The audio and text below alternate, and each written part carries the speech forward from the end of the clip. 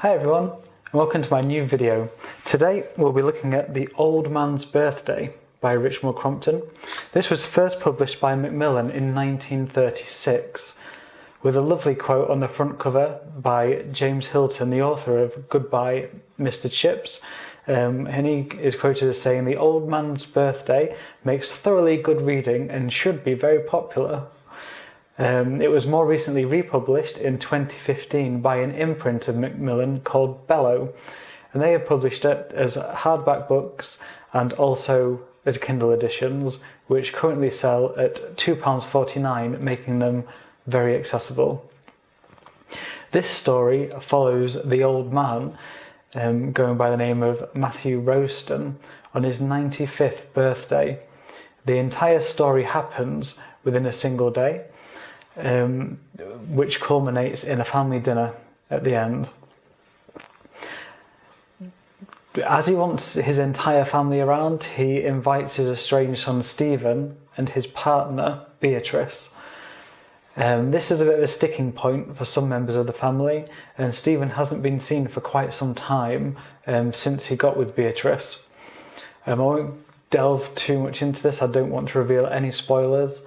The book is thoroughly worth reading.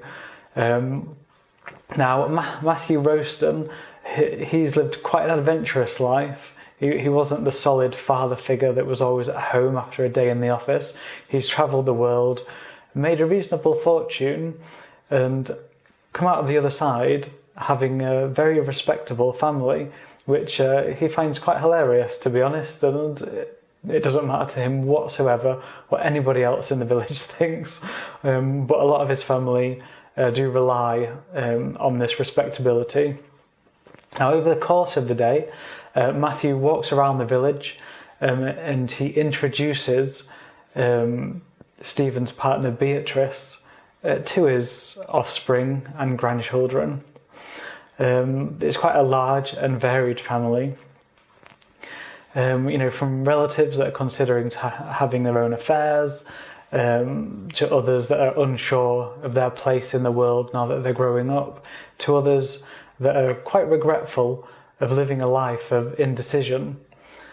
It is Beatrice, really, that sees to the root of every issue, and she then places Matthew in a position to help that family member immediately, really, putting things into action on that very special day. And by the time we get to the dinner party, it is almost like Beatrice and Stephen have sort of been there forever, really. There are lots of issues along the way to get there, and we find that Matthew sees an old love in Beatrice, which is why he's so amenable to her suggestions. It's such a fantastic story. I read it in 2 or 3 days, which for me is very quickly, and it's also a book that I would quite happily read again.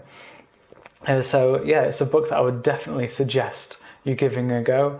Even if it's the Kindle edition, which is so cheap, or you can look around for an earlier edition, or get the current hardback. There are so many options. So yeah, no excuse. Read the book, and if you've already read it, tell me, what did you think of it? Thanks for watching, I'll see you next time.